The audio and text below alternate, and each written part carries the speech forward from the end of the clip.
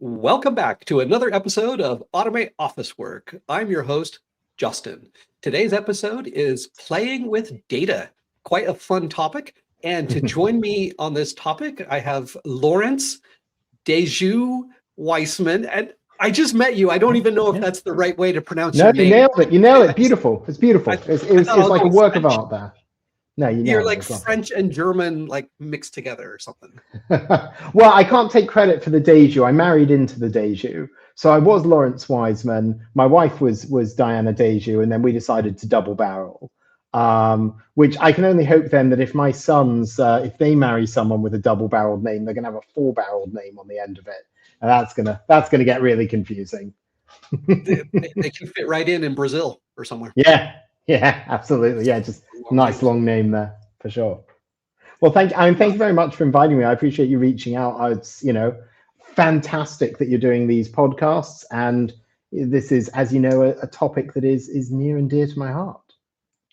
Mm-hmm. And I think it's just as essential as the conversations about AI, because people always just want to go like straight to implementing something. Yeah. And it's like, hang on. We have like other things, like practical things that we need to talk about. Yeah. Like being 100%. Able to play with data. Like you shouldn't just go straight to AI and have it do the data for it. Like you should be able to be creative. Yeah. I mean, you're absolutely right. And I think, one of the dangers with the AI discussion is that we're so focused on what it can do, and it can do tons of awesome things. Don't get me wrong. And machine learning tooling as well can do amazing things. But there are skill sets in understanding and troubleshooting and exploring your data that still need to be human owned. And data curiosity and playing with data are skills that sit at the heart of that. They also play into things around that I get very excited about with things like investigations and stuff. We'll get into that. I don't want to preempt all the exciting things we're going to talk about.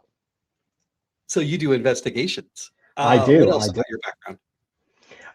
Well, maybe a little bit about my background for people who might be vaguely curious. So I'm a dual qualified attorney, US attorney, and UK chartered accountant. And I started my career at PwC in forensic accounting. That's not actually true. That's not strictly true. I started in audit, and then an amazing associate there, she recruited me over into forensic accounting. And forensic accounting was everything from investigations to disputes to money laundering, not doing the money laundering, just to be clear, stopping people doing money laundering, and all sorts of things like that. So I had a great time there at PwC, learned sort of my forensic trade there, spent some time at some other places, eventually ended up at BP, where I was an FX trader. So I traded FX cash and options at BP. I sat on their treasury desk. As the guy who trained me on the desk described it, you're trying to make money off numbers going up and down on a screen. It's the best and worst job in the world, which is awesome. I learned a huge amount about markets. I learned a huge amount there. That's probably where, we'll come back to it, but that's where probably my data curiosity and playing with data ideas started to really crystallize. And then after that, I got into surveillance in a big way. And so since then, I've been a massive surveillance nerd. There's no other way to put it. So financial services, market abuse surveillance, which is a niche within a niche, where we're trying to detect people who are doing insider trading. We're trying to detect people who are doing front running. We're trying to detect people who are doing price manipulation. And that's all about data. That's all about data analytics. It's all about controls. It's all about understanding the data. And so from there, I've worked with a number of organizations. I'm now with a firm called GTN. We're a global brokerage. We connect businesses who have retail clients with liquidity all over the world. And the data's so cool at GTN because I will get a little excited about this, because at GTN, so we might have a client who has a retail, so we might have a client who's a Brazilian broker, and they might have a client who's sitting in a coffee shop in Rio de Janeiro, and they want to trade fractionalized Japanese credit. And we are the connection that makes that happen. And then alongside that fractionalized Japanese credit, they might want to do some FX, and they might want to trade some equity on the Bahraini stock exchange. And all of that data flows through our books. All of those trades and transactions flow through our books, through different regulated entities, and we're responsible for monitoring it and ensuring that that trading behavior is appropriate, safe, legal, suitable for the markets, not disruptive, all those good things. And so the data is so cool because it is coming from so many different places on so many different products. Sorry, I get overexcited about this, but it is genuinely really interesting. And I've been with them just since the beginning of the year. They brought me in as their global head of surveillance and transaction monitoring and regulatory technology services. But that's a little bit on my background, a little bit about me. I'm also, because I'm such a nerd, I'm also a professor in the field at the University of Connecticut, where I speak on, well, unsurprisingly, financial services conduct. Unsurprisingly, very much aligned to my job. So where are you located? I'm located, as I look over my shoulder, in the middle of the woods. I live in the middle of the woods between London and the south coast of England. I'm very, very fortunate to be able to do that. And, you know, I work in London 4 days, 5 days a week. But yes, I live in the middle of the woods, which is just where I like it. So when I hear the University of Connecticut, is that the US state, Connecticut? Yes. Yeah, so I got involved with them about 10 or 12 years ago now. And a professor there called Professor Robert Bird, who runs an amazing program here in London for some of their most exceptional students in the business school. He's a lawyer as well. He was looking for someone to work with them initially on arbitration because I was doing some arbitration work back then. And then since then, I've just worked with Robert, with Professor Bird, a ton over the years. And then eventually the university was kind enough to invite me to sit as what they call professor in the field, which is sort of a practitioner professor, which was enormous honor. And I was delighted to take up that appointment. Oh, cool. Yeah. But so when I hear your story, it makes me also think about PayPal was one of the first large financial companies that really started noticing, like, with all of this data, there's so much more that they could do with it. Yeah, 100%. I think it's one of the first things that companies really start to realize as they scale, which is you start to discover your assets aren't necessarily what you thought they were. And you think your asset is, you take GTN. And if someone looked at GTN, they might think, oh, their asset is that they're onboarded with lots of different stock exchanges and provide liquidity. And yes, that is an asset that GTN has. But actually, the truth of GTN's assets is in its technology assets. It is a hard technology company. And its value is in all the data that it contains about and all the technology it has in terms of optimizing routing, in terms of fractionalization engines, all the data it has around managing all of that flow for its clients. And so understanding that your data in itself is an asset and that you can do things with it, exactly as PayPal did and exactly as other organizations did. I don't mean in the kind of, oh, we've got data, we can sell it to third parties and monetize it. That's kind of, that's not really what I'm talking about. What I'm talking about is that data provides you insights on how to service your business better, how to service your clients better. That the more that data integrates and connects with itself, the more that you can do really interesting things with it. And I know that that's something that organizations value, because now there are companies out there and their products are data analytics products. And those could only exist if people realized that the data is the value and that data analytics will let you extract that value. So we know that's happening because people are making money off it, off servicing that commercial need. Yeah, so I've really seen an evolution then with this kind of technology. When the internet first started, we lacked two things. We lacked actual amounts of data, and then we also lacked the structure of the data. So as people will like, I see it as like two shoes or 2 feet kind of walking in step with each other. You have to have large amounts of data. Like if you have, you might have the most beautiful structure, but if there's no content there, you can't do anything with it. So then as the internet started going, we have so much data that's being created in all these different places.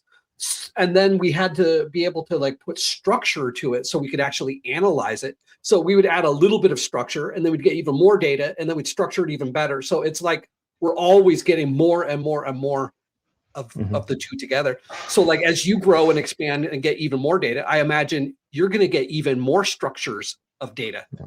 It's just going to evolve. 100%. And I work with our CIO a lot. And the thing that he's spending all his time on at the moment is the next evolution of our data architecture to support those more complex structures. So yeah, 100%, because that is the secret, is being ready for that next round of data. And to give you an idea, you talk about needing a lot of data. One of the reasons I love my job and one of the reasons I'm here talking about this stuff is because we get serious volumes of data. So for a given day, we might see, for example, in one equity, you could see the equivalent, just to understand the market data, you could see the equivalent of 50 million rows of data. When you combine that against our flow data, against order data and everything else, I could be looking on a single day at between 50 and 100 million rows of data for a single equity.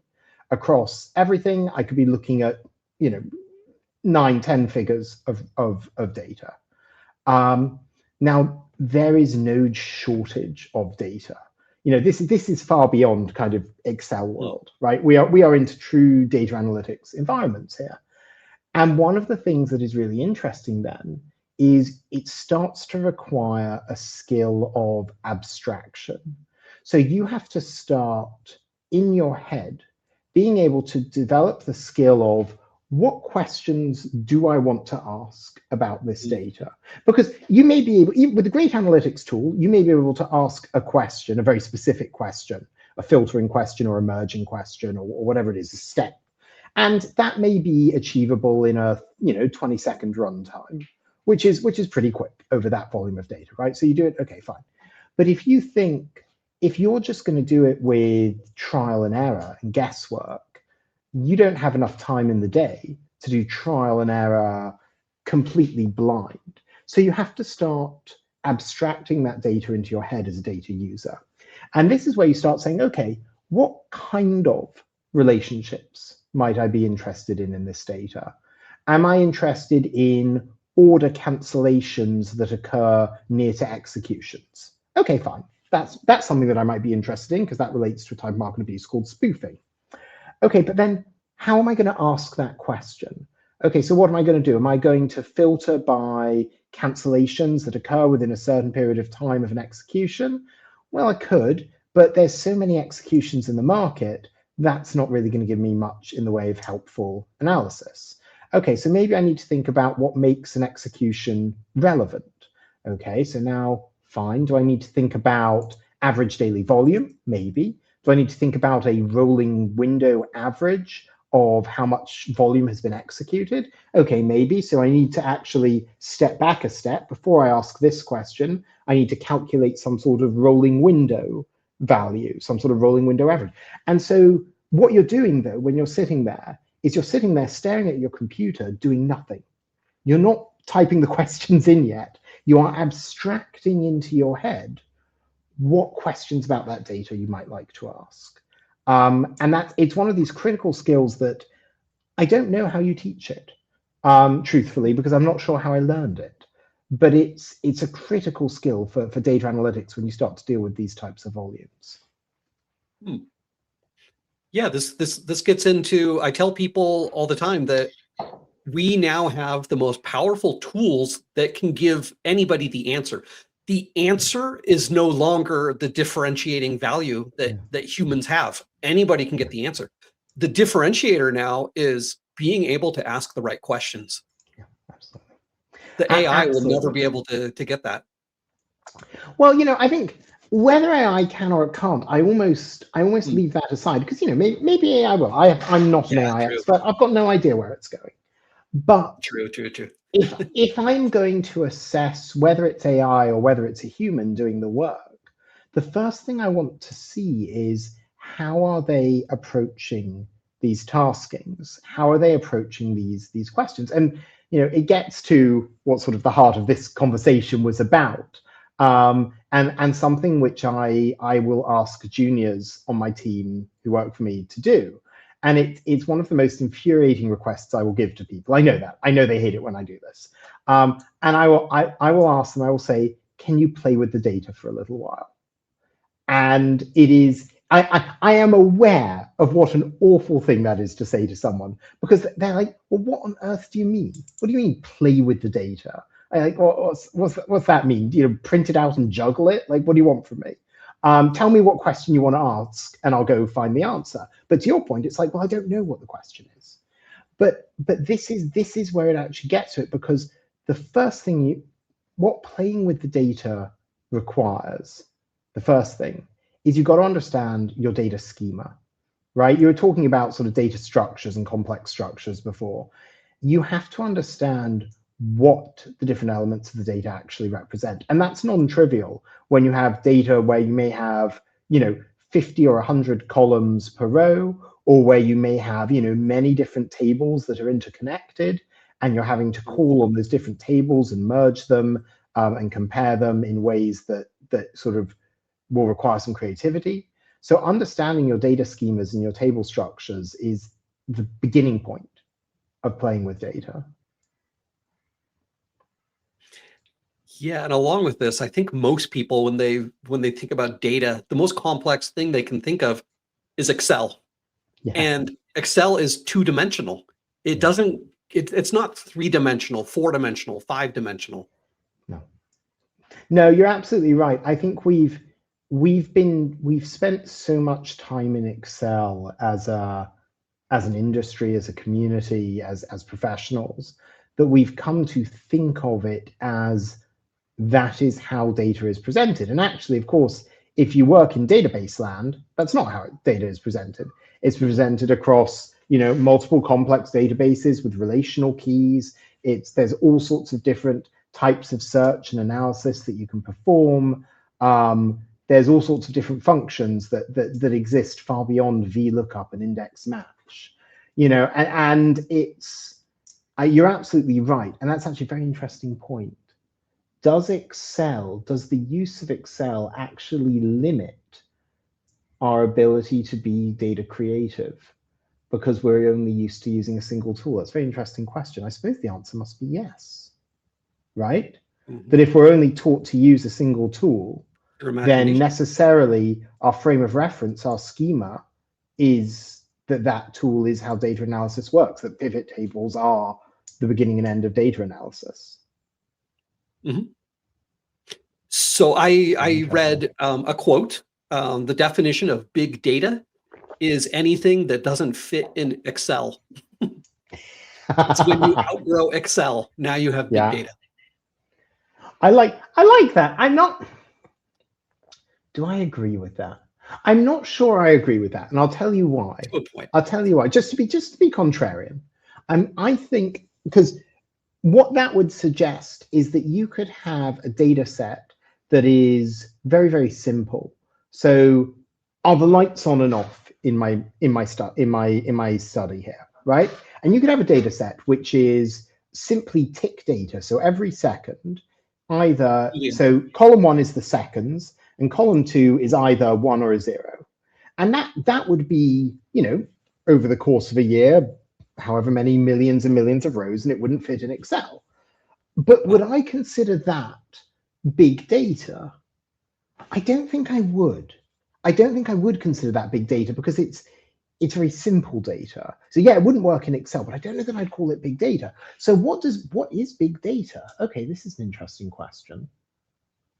Oh, you're challenging me. I suppose we could say that it's data that ceases to be two-dimensional. I think, to steal what you were saying, I think it's data that ceases to be representable in a single table, because otherwise what you'd be saying is basically Excel is, you know, it's data that goes beyond single two-dimensional tabular analysis. And whether that's because it makes reference to key tables, whether that's because it is, you know, data that's represented across different dimensions, whether that's because the data has different groups of data quality. So you might have data in one table that's very high quality, high fidelity. You might have data in another table that's low fidelity, you know, that may be incomplete or may contain transcription errors. I think that's where you're starting to get into the world of big data because, okay, yes, I agree with what I'm saying. I'll tell you why. I think I'm onto something here because that is data where the insights are non-trivial. That's my definition of big data. There we go. Yes, I've got it. My definition of big data is data from which the insights are non-trivial to obtain. From which, sorry, that was terrible English. I apologize, but it's data. So the data that I had of the lights going off on and off in my room, you can ultimately represent that on a chart. The insights are very plain. But where you have multi-tabular data, where you have multi-dimensional data, the insights you can get from that, you're not even sure when you look at it what those insights are going to be. Yes, and that's why, hold on. This is good, Justin, because that is why playing with data matters. Because where you are in big data world, where you have that multi-tabular, multi-dimensional complex data, you have to start playing with the associations, playing with, and when I say playing with, I mean experimenting with different forms of analytics, different relationships, different merges, different sorts, different combinations and averaging and different types of trend analysis, and just playing with it and seeing what comes out of it. Because when you look at it, you're not sure what those insights are going to be. And that's what big data is. It's big data is something that requires you to be inquiring and investigative and playful in your approach to the data. There we go. That's it. I like that. Justin. I'm happy with that. I'm going to steal that for another presentation. That's good. In my experience, I picture it as like an X axis and a Y axis. Mm-hmm. And when you have some like data that needs to be represented by a Z axis, like coming out at you, Excel doesn't work. No, and it doesn't, because it doesn't allow for that playful inquiry. It doesn't allow for that extra dimension. No, and at the point that it becomes clunky, it discourages. At the point that any tool becomes clunky, it discourages play, right? I mean, you and I were spending a lot of time in our prep for this, and we were talking about Lego, right? We were talking about Lego because Lego has multiple modalities of play. That's a good phrase. Lego has multiple modalities of play, right? Because you can get a set of instructions and you can build according to that set of instructions. I would call that data analytics, right? That's where you are performing controlled, intentional, directional analysis. You know what you're trying to discover. Sorry? I think of it like IKEA. You buy furniture from IKEA and you have instructions telling you how to put it together. Yes, well, that's exactly it, right? And IKEA is another good example of this, actually, for the same reason, because there is a directionality involved. So you've asked a specific endpoint question. Your specific endpoint question may be, and here's a great example. Are there any trading accounts of our clients that appear to be owned or controlled by the same ultimate controller? So they're behaving in the same way over a long period of time, and that hasn't been disclosed. Okay, so that's something that you can then go, and there's a very sort of specific process that you can go and investigate, and that has a linear sort of path to conclusion. What doesn't is if we ask the question, are there any accounts that behave strangely in this data set? Well, what on earth do you mean by strangely? I don't know, I mean strangely, go figure it out. I'm going to lunch. You can look for anomalies. Yeah, exactly. But what does anomalies mean? Because if someone might say, oh, well, we can do unsupervised machine learning and cluster analysis, that's just a one-way ticket to computational drain and excruciating agony. That's not, if you've got a data schema where you've got multi-tabular, so your accounts, right? You've got KYC data from these accounts. You've got position data from these accounts. You've got order data, trade data, asset data, all these things from these accounts. You may have, for each account, you may have thousands or millions of data points. Trying to do unsupervised machine learning over that, where would you even start, right? How would you even pick which parameters you're looking at? How would you, that's nonsense. So you have to start playing with it and choosing a few parameters and saying, okay, well, let's see, maybe I'm going to split the accounts into PEPs, politically exposed persons. I love that phrase. So we're going to split our accounts into PEPs and non-PEPs. And okay, let's see if the PEPs and non-PEPs trade differentially in relation to foreign exchange. Okay, that's interesting. They tend to trade the same way, but then there's this cluster of PEPs that trades in a slightly different way in relation to foreign exchange in terms of timing. Okay, interesting. So now let's compare them to the other groups in terms of their balance of foreign exchange versus equities in their portfolios. Oh, interesting. They have a different balance of risk. So, and then you're playing, you're experimenting, you're analyzing, you're exploring. And this is where, instead of getting your IKEA set or your Lego set and taking it out and building it and being directional, you're starting to play with, and people do this with IKEA as well. You're starting to think, well, hang on a minute. What happens if I put this IKEA here? hacks. What happens? Yeah, IKEA hacks. Exactly. 100% IKEA hacks. And actually, I have over here, I have this is my son loves Lego, right? And so he's playing with Lego. And this is something he built this morning. It's a little droid with clippy bits and things on it. But what's interesting about it is he was playing with this, and this droid's arm comes off. And this droid's arm is connected to the body with a claw. And that claw is the same claw shape as the claw that's used to hold on these little pipes that he's using as rocket boosters. Yeah, pretty cool. And what he discovered was that he can have the droid actually hanging off the side of his rocket ship like this by playing around with it. Now, that's not in the instructions. That's not in the use, but by playing around with it, he discovered a relationship that is different. I'm going to have to pay him royalties now that I've used his Lego. But so what we're saying is that non-directionality of exploration is what data play is all about. And that's where you start to discover the really interesting things. And that's where, I've had team members come back to me and say, I played with the data, and the only thing was, I just found this group of accounts that just seem a bit weird. And it's not necessarily they're doing anything illegal, but it's like they're a bit weird. Okay, well, cool. Weird is good. Weird means we don't understand it. And let's find out. And you might go, oh, okay, those actually turn out to be foreign exchange balancing accounts for blind trusts that are managed on behalf of politicians so that they don't have a conflict of interest. Okay, cool. We understand that now, and we understand why. But the identification of discrete populations or discrete relationships within a large data set, if you don't know what you're looking for, requires that data play, that data curiosity.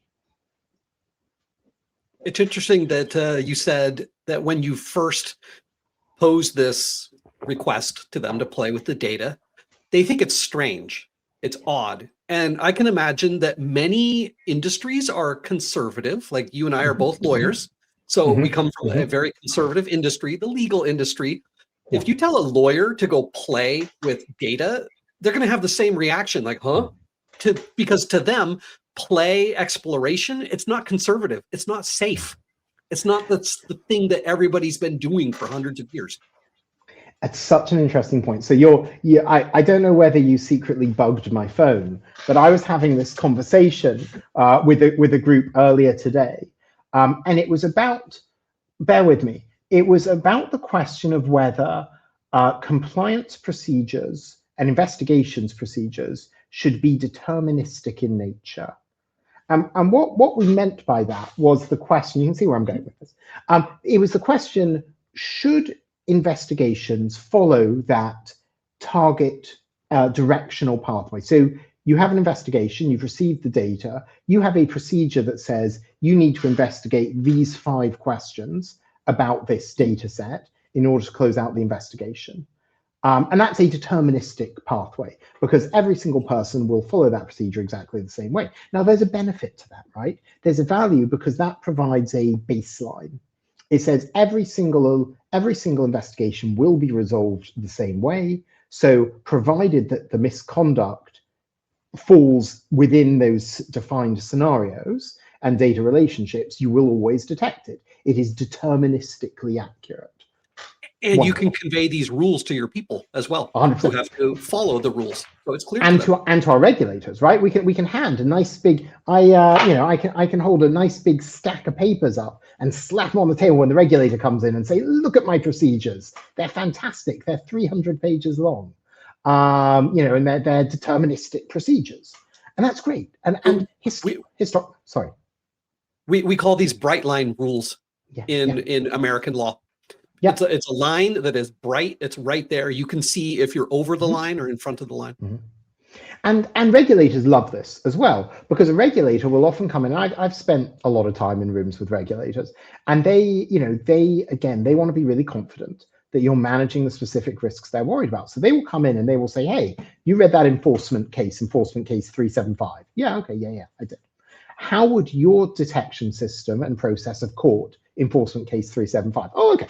So it would have triggered this alert. It would have gone into this queue. It would have been investigated in this way using this data set. These parameters would have been applied to the data analysis, and that would have resulted in a level 3 disposition, which would have been escalated to the chief compliance officer."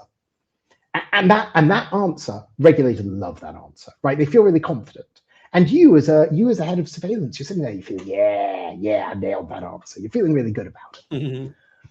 But there's a hidden danger. And nothing is ever simple in this life, because there's a hidden danger there, which is that we're saying that if something falls slightly outside those bright lines, we're not going to capture it, because there's no space for data curiosity and data play in a deterministic procedure, because data play is by its nature non-deterministic. The way you play with data and I play with data and my colleagues play with data are going to be different. They're all going to be good. They're all going to be high quality, but we might approach it different ways, and we might come to different conclusions. It is the inclusion of data play and data curiosity in a procedure is inherently non-deterministic. Now, we were discussing earlier today, and I'm still wrestling with this because I don't know the answer yet. I don't know what my opinion on this is yet, is whether surveillance and compliance and investigation procedures should be non-deterministic, because that's a lot scarier, right? Your regulator comes in, they say, "All right, enforcement case 387, how would you have caught that?" Well, it would have gone to one of our team, and if it had gone to Justin, he'd probably have done a relational search. If it had gone to Lawrence, he really likes semantic analysis. Susie, she's really big on clustering, so she might have looked more on a clustering perspective. And the regulator's going, "Well, what do you mean? Different people can do different things." So they're getting very panicked, right? And they have to say, well, which one is the right approach? Well, they're all good approaches. Well, are you sure you would have caught it? Well, I'm not sure. I can't be sure. Am I confident that my team will overall deliver a high quality output? Yes. Can I be sure that they would capture any individual instance? Well, I think we need to think about, what do we mean by being sure? What level of confidence do we need? Kind of all those questions. And so, non-deterministic procedures in surveillance and in compliance and investigations, are those a good idea? And I'm not sure I've quite, I've only been thinking about it a few hours, but I'm not quite sure I know what the answer is, but I'm confident the answer involves having the space for data play and data curiosity, because I think it has to. Mm-hmm. So I see sometimes there are regulations where the area of law is so young, they're trying to regulate some kind of a technology that we don't know where it's going in the future. So they can't really give very strict rules. So they usually say, like, you must have procedures in place that are reasonable. Yeah. So then when they come to you and they ask, do you have a procedure in place? You can't just say, what? Yeah. So you have to approach it with some kind of intent and be able to explain that we did it this way because this person does it. And then they say, okay, good. Yeah. You've at least thought about it. So it's like they encourage play. Yeah. And I think this is the principle we want, you go figure it out. That has to be, I mean, look at something that's super hot in the surveillance world at the moment, is the world of prediction markets and Kalshi specifically. Now that's really interesting, because prediction markets are super new to the world of surveillance and monitoring.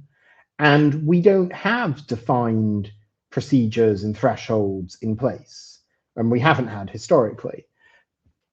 And so if you're going to build solutions that look at prediction markets, they will have to be inherently non-deterministic at this stage, because we don't really know how to build deterministic solutions for them in terms of our procedures, in terms of our investigative approach, because we don't have a sufficient kind of data set of what good and bad looks like. And what you said about the other thing is, you highlighted something very interesting. You're, of course, an American lawyer, and the Americans and the UK and Europe all have different approaches to financial regulation.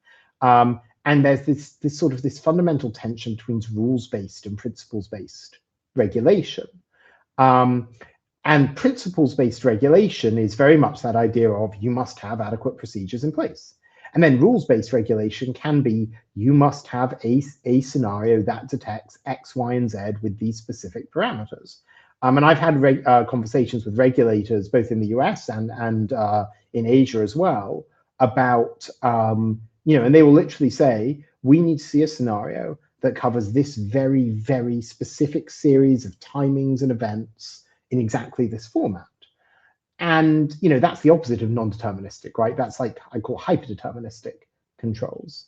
So yeah, it's interesting sort of where you draw the line on, do you want to just say, hey, you guys have to have procedures and it's down to you, or do you say, here's exactly what we expect of you? Yeah. I don't know what the right answer is on that either. I'm biased. I prefer, I think I prefer principles-based regulation, but I also acknowledge my bias that that's the environment that I spend most of my regulatory time in.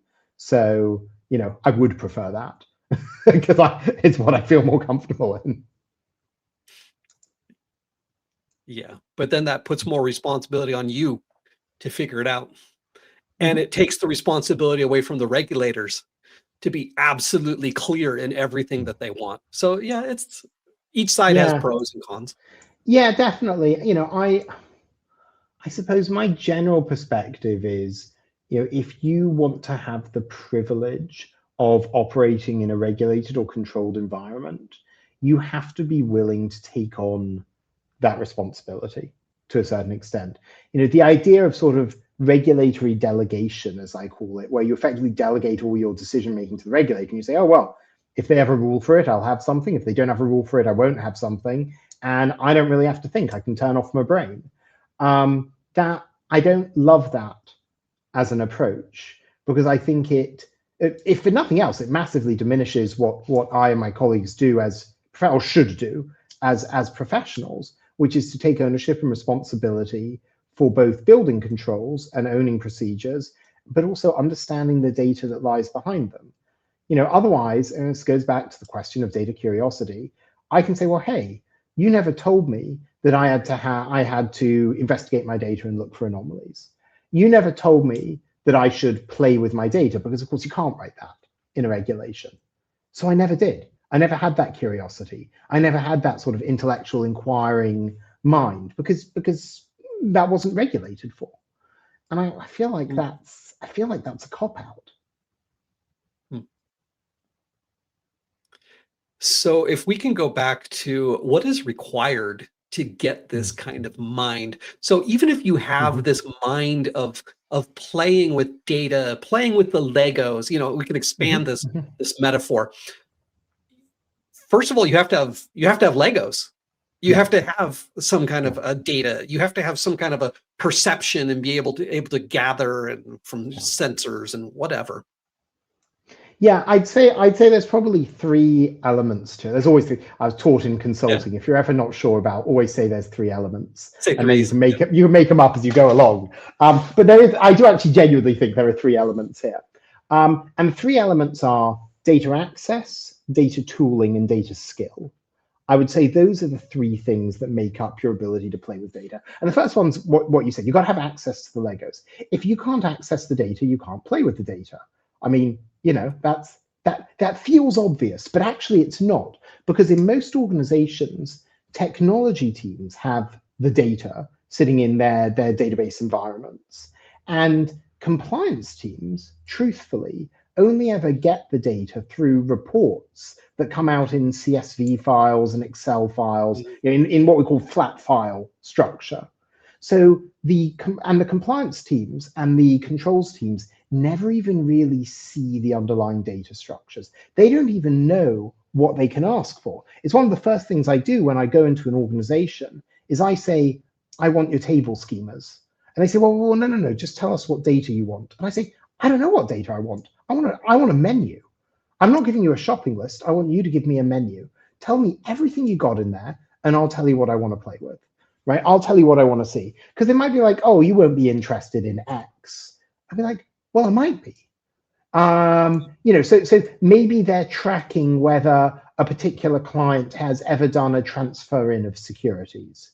And they say, oh, but that's not relevant to trade surveillance. I'm like, well, it might be.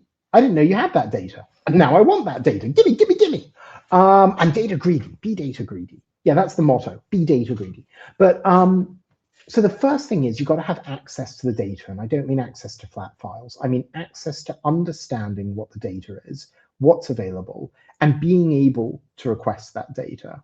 It's a challenge in a lot of organizations to actually surface data out of systems. And every organization has this challenge. This is not unique to any one place by any means. So you've got that as a starting point, right? You've got to get the data. Okay, so now you've got the data. Awesome, hooray, problem solved, and we'll go to the pub. Well, not quite. Because now you need to be able to do things with the data. This is where data tooling comes in. This is where Excel falls over, right? Because now you've got big data. Now you've got access to all the databases. Now you've got access, maybe you've got access to lots of flat files that are, integrated and you can play with and have keys. Maybe you've got access to direct database connections, whatever. Great, fantastic. But now you need tooling to engage with that data. And maybe what you have is sort of SQL access, and you can run SQL queries if you know how to do that. Or maybe what you have is access through a data analytics platform. And I want to be clear, data analytics is different to data visualization. Data visualization is where you know the question you want to ask and you want to make it look pretty, or you want to make it human interpretable. Great thing. That's not what we're talking about. We're talking about tools that allow you to interrogate that data and to manipulate it and to move it around and compare it to other data. Also, at this stage in the tooling process, this is the point at where you start to discover all the things that are wrong with your data. Because your data is dirty, your data is hideous. I don't care. Any person who chooses to listen to this podcast, if they're still awake at this stage of the proceedings, I want them to be aware your data is terrible, whoever you are. I guarantee you, I will bet you Justin's next paycheck, your data is terrible. And the reason I'm willing to make that bet is because everyone's data is terrible. Everyone's data has flaws. Everyone's data has gaps. And whether that's data integrity, whether that's schema violations, whether that's failures to synchronize, whether that's duplicative data, whether that's data with the wrong formatting or inconsistent formatting, everyone's data has problems. And if you don't think your data has problems, that just means you don't know about them. So the second part, this data tooling stage, is where, while being data curious, you start to discover, why does 13% of my data have null for a client name? That's weird. And it might be, and there might be a good reason. It might be because those represent internal trades. Okay, cool. But you didn't know that until you saw. So now you know how to discover what are internal trades. And actually, if that 13%, 99% are internal trades and 1% are fraudulent. Cool. Now you discover some fraud. Great, fun times. But so this data integrity analysis and starting to understand where your data is dirty is a core part of the process.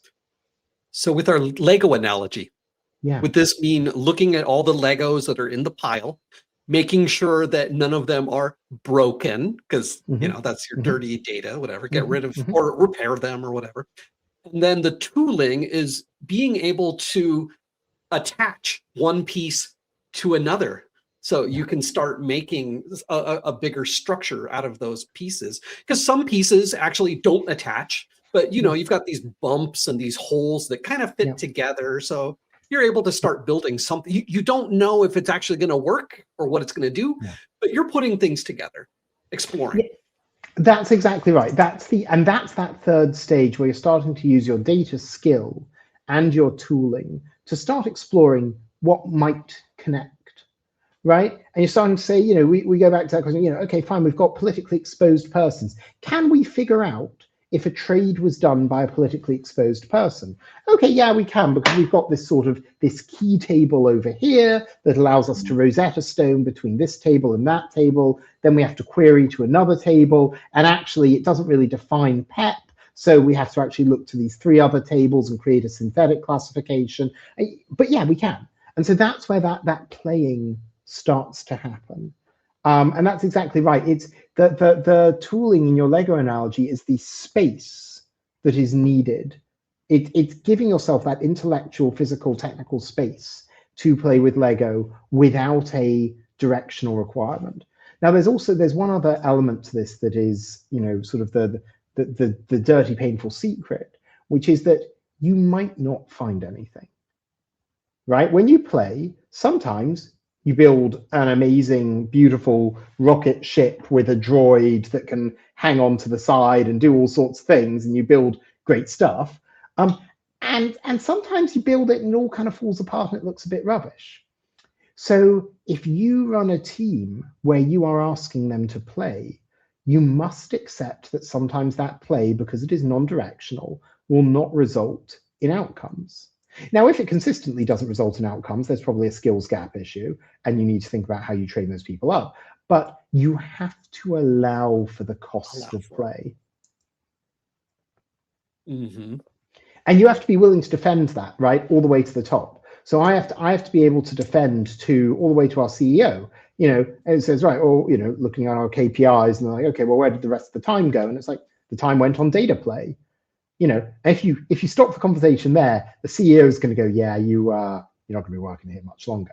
But if you say the time went on data play because we were using that time to investigate discrepancies and anomalies, here are the things we discovered. Here's the value of those discoveries. Here are the things we've learned about our data. You have to be able to surface the value that comes out of that non-directional data play.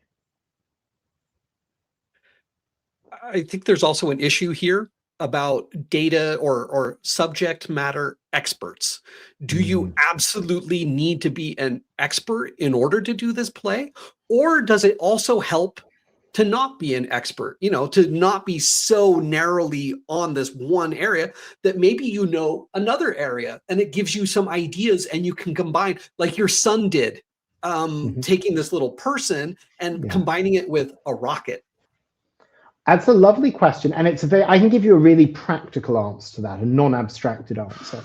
So historically, in my part of the world of financial services, we've had these 2 activities, and they sound completely different. They don't. They sound nearly identical. Transaction monitoring and trade surveillance. And you listen to those, you're like, those are surely the same thing, right? They're not. So for 20, 30 years, we've been like, no, those are completely different disciplines. Transaction monitoring is about money laundering. Trade surveillance is about market abuse. And those, they live in different buildings. They don't talk to each other. They use different systems. We're like, no, those are different things. And then in the last kind of 5 years, we've realized that actually money laundering through capital markets and trade surveillance and the use of trade misconduct to launder money, that it's all related. We've actually sort of really started to understand the relationship between these 2 things. Now, in your example, if I asked a trade surveillance person to look at data, they're only going to look at it from a trade surveillance perspective. If I ask a money laundering person to look at data, they're only going to look at it from that perspective. I've actually just had a meeting with my team today. Now, I'm responsible for both TM and TS, and both those teams work in my division. And I've got them working together on some red team analysis to think about how you could engage in misconduct using our services. It's the classic sort of red teaming exercise to say, right, how could you engage in misconduct and how would our controls respond to that? But I've got to have them working together, because I need them collaborating in that data creativity exercise. So to your point, domain expertise is critical, but diversity of domain expertise is the best outcome. So yes, I want domain experts, but I want a diverse domain experts, because that synthesis, and this goes back to that thing we were saying at the beginning, data play is non-deterministic. Different people are going to play with data in different ways. And so I want different people with different domain expertise playing with these data sets. Or even they might say, well, hang on a minute, why don't we have this other data set in here? Oh, awesome question. Go get it, bring it in. Let's play with that too. Let's see how that reconciles with this.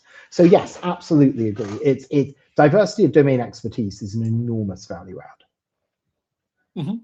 But at the same time, if you were to ask me to play with financial data, I don't have expertise or background in financial data. I might be looking at all these numbers and have no idea what I'm looking at. Yeah. So to some degree, you do want some. Oh yeah, absolutely. It needs to be relevant, diverse domain expertise. But that said, you might be, useless on the numbers. You might not be, I don't know. You might be brilliant. You might be a savant. But numbers may not be your thing. But then, I've got other data sets as well, right? So I've got data sets on KYC and beneficial owners and regulatory structure of entities. And you might have some really interesting insights on company structures. You might say, we could look at the client's company structure data, and that could be integrated into this analysis in this way. So it's not that your domain expertise is not valuable, it's finding where it intersects with the data to extract that value out of it. Mm-hmm. Yeah, I have a background. I did not go straight to law because Americans don't go straight to law. We all study something else. So you have a wide variety of backgrounds from American lawyers. Some American lawyers, they studied engineering. So they have that engineering background where they can help with patents and whatever, invention. Other lawyers, they went and studied dance, so it's a wide variety of people. My areas that I studied computers and I studied linguistics. So when I approach a legal issue, I think to myself, like ultimately we're playing with language. Yeah. And I have a background in multiple languages and being able to play with language to get it precise or vague or whatever, simple or complex. Maybe we want to hide something, so we can hide it in certain ways. But I also have this background of computers. So when I'm looking, when you ask me to do something in law, I'll do it maybe once or two times. And then I think, what computer program can I write so I never have to do this again? Yeah. So yeah, it allows I refer to that as ethical laziness, which is what I fully subscribe to. Ethical laziness, which is how can we automate processes so that we're able to focus on true risk. I completely agree with that. And thinking about you, right? So now I'm thinking about how would I integrate you into my program. I'm saying, well, actually, linguistic analysis is quite interesting because we have free text fields where when our clients have onboarded, they might explain their business structure to us. They might explain their purposes of trading, and finding a way to interrogate that data and say, right, does it appear to be deceptive? Does that data appear to be masking? Does that language appear to be unexpected for the kind of organization that they are? There is linguistic analysis that you could perform over those free text responses. So, there is always, I think, if you can't figure out how an intelligent person who is data conversant can contribute to data curiosity and data play, you're probably not thinking hard enough.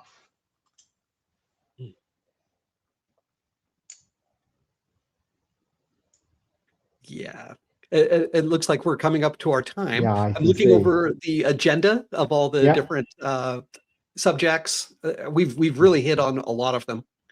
Exactly. Is there anything else that you would like to cover? No, I think probably the one thing I want to observe is we haven't talked about AI at all. And I think that's good, because this conversation exists regardless of the emergence of new technology. Everyone's talking about AI and everything else, but what we're talking about is the need for a different approach. And the need to think of approach, whether you implement that approach through AI or through people or through anything else, that's kind of almost secondary. The question is, and I think, the takeaway question for people is, how can you integrate non-deterministic data into your business structure? How are you going to achieve that? How can you do that? Because there is a genuine value add there. And that is entirely separate from any of the other technology. Yeah, I think this is very important. I see posts on LinkedIn all the time where people are encouraging everyone to become AI literate. And I think to myself, no, we need data literacy first. Yeah. No, I couldn't agree more. I couldn't agree more. It is an absolutely critical skill. Yeah, without question. So how does a person get this? How do you become data literate? That's a whole nother podcast. Yeah, I did a podcast episode on I think it was the deficiency of curiosity. It was the curiosity deficit. Why people are no longer curious. Yeah. Like my own children, I try to encourage them to like build computer games, go play music, because I sit down at the piano and I just play anything that comes to my head, right? And my children look at that and they say, Dad, that's such a waste of time. Why are you building a computer game when we can just go play it? Or why are you playing music when we can just turn on Spotify? So we have so much available to us now. It's like when I grew up, I was bored much of the time. So I had to go make my own games. I had to go play with those Legos. The children don't play with Legos anymore. Well, I think it is to encourage value in the process and not just the end. I think that's the key, isn't it? That you have to see the value in the process as well of development and growth and experimentation, and not just the value in what you create. That's a good. And then how do we take that forward to the companies that we all work in? There are people like you and me. We are curious. We're driven. We want to play with the data, but that doesn't show an ROI, a return on investment. Well, I think that's what I went back. That's what I was saying before. You have to find ways to surface that value to senior leaders. You have to tell that story. You have to say, here's what we found. Here's what we discovered. Here's what we learned. Here's how we grew. Here's how we improved our data sets. And you have to be really explicit about it. But it is going to be, it's an advocacy exercise to really make that case. No question. So maybe with our Lego analysis, we have access to these, we have the permission to play, we have the tools, we're able to make things, we have the permission to not succeed immediately. But when we do succeed, when that guy and the rocket ship is fused together, and make something really cool. Yeah, show it off. 100%, because 100%. that is the ultimate. That's the last step you have to do. 100%. You have to show it off. You have to demonstrate what you've built. You've got to scream it from the high heavens. No question. Absolutely right. Absolutely. Well, all right. It's been great. I really appreciate the invitation. It's been a fantastic conversation. I've really enjoyed it. I hope those who listen find it useful as well. I've certainly refined my thinking talking to you, so I'm really grateful for the opportunity to chat. All right. And if you have any other future subjects that you'd like to come on, I find that a lot of my episodes are things that are not being talked about enough in the rest of this area. Well, we will undoubtedly be in touch. I have no question of that. All right. Well, thank you for coming. Yeah, I wish you a great day. And I wish to the audience, I wish you all happy automating.